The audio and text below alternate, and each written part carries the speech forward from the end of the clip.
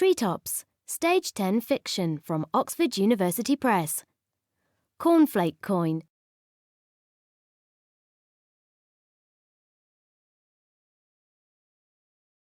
One.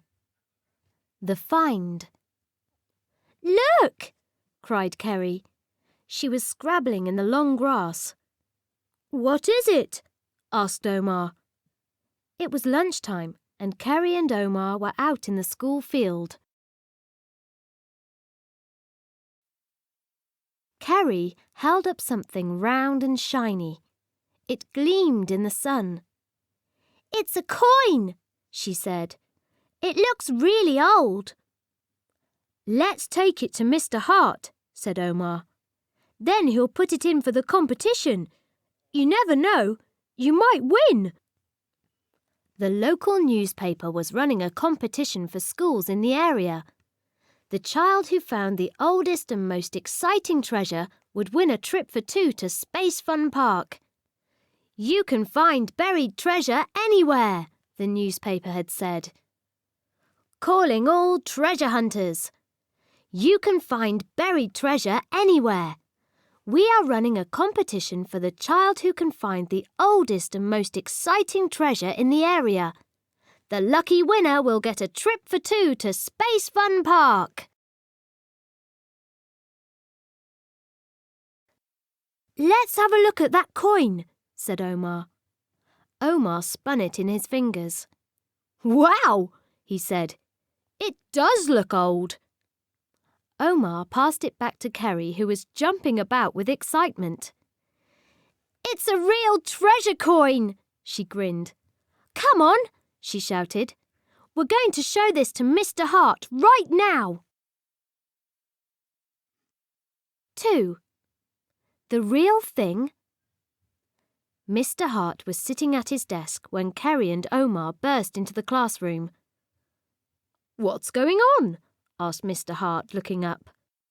"I just found this on the field," panted Kerry. "Will you enter it for the buried treasure competition?" She dropped the shiny coin onto Mr. Hart's desk.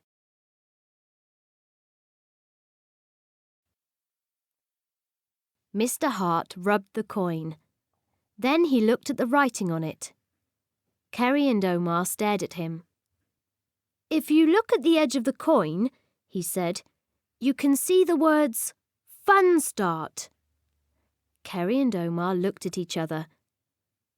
"You mean like Fun Start, the cereal?" asked Kerry. Mr. Hart nodded. "Yes, Kerry. This coin looks real, but it's a copy. It's a free gift from a cereal packet. I'm really sorry." Kerry felt her heart sink. Mr. Hart saw her face. "Cheer up, Kerry," he said. "There's plenty of time to find some real treasure before the competition closes."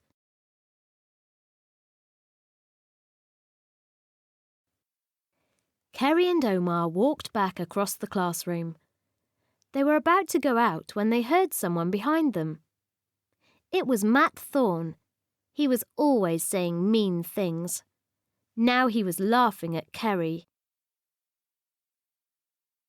3. Serial Laughter.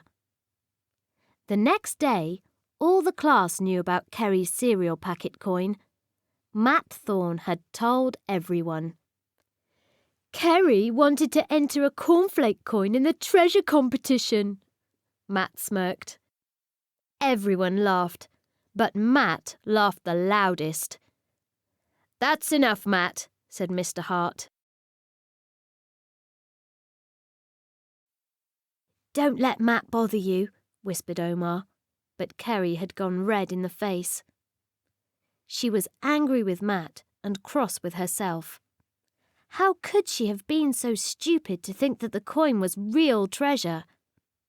Over the next few days, everyone talked non-stop about the treasure competition. Lots of children brought in things they'd found at home or in their gardens. Cara brought in some yellowy old photos. Ben dug up an old glass bottle, and Jazz brought in an old children's book with a green cover.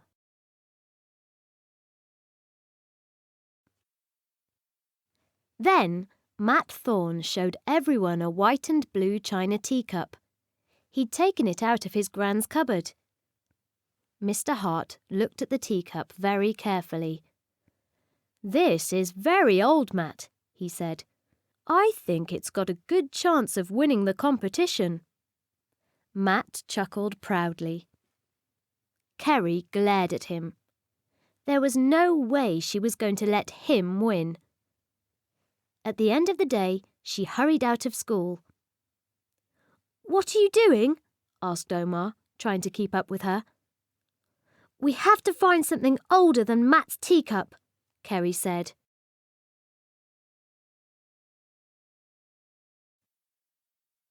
Back home, Kerry asked her mum to take them to the park.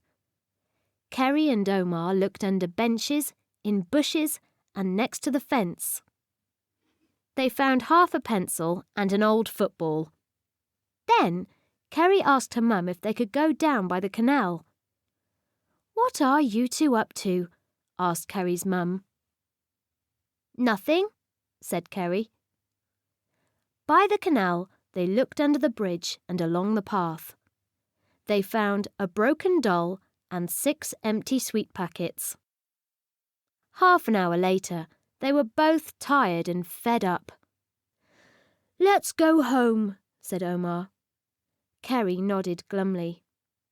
"Let's forget about the stupid competition," she said.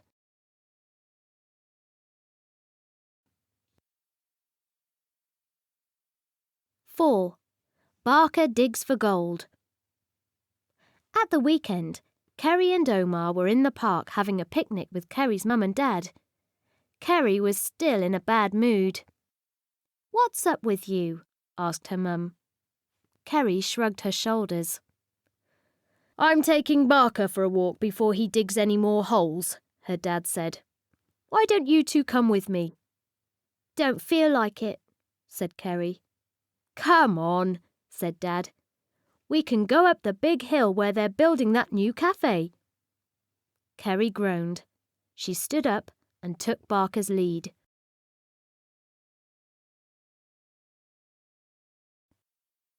"10 minutes later, they were at the top of the hill. There was a huge muddy hole in the ground where the cafe was going to be built. Dad went to look at the yellow digger parked under some trees. Barker suddenly started howling and pulling away from Kerry. She dropped his lead. In a second, he had raced down into the hole and started digging.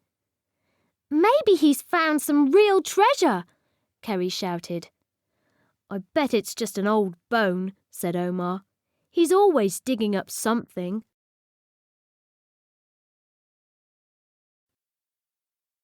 Barker scrabbled about and dug up some bits of wood.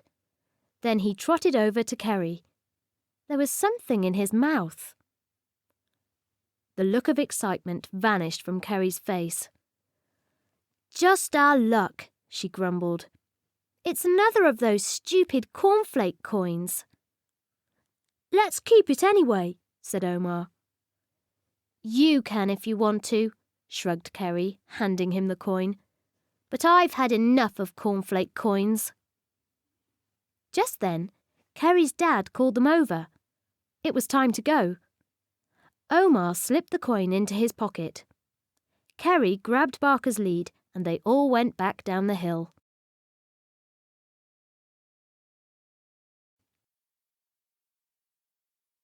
"5.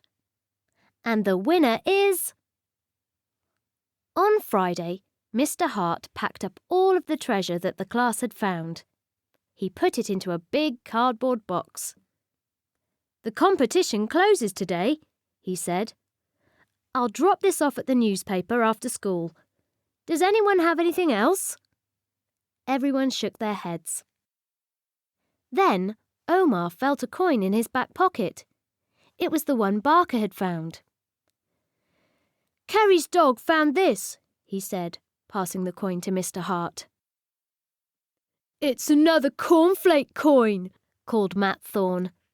Everyone laughed. "Why did you have to bring that out?" hissed Kerry crossly.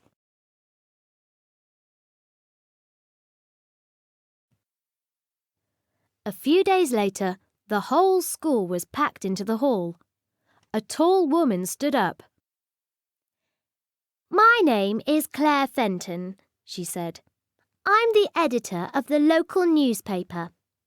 I'm very glad to tell you that someone from the school has won our buried treasure competition."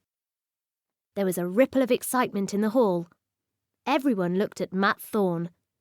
They'd all heard about his teacup. Matt was grinning from ear to ear. He was getting ready to collect his prize.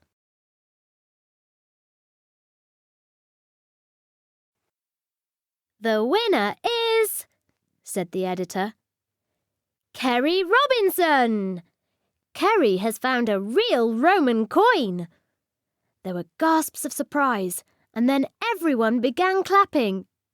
Kerry stood up in shock. She grabbed Omar's elbow. "You're coming with me," she said. The only person not clapping was Matt Thorne. "Well done," beamed the editor. "You will be on the front page of our newspaper this week." The editor handed Kerry the tickets for Space Fun Park and smiled. "Mr. Hart said your dog Barker found the coin."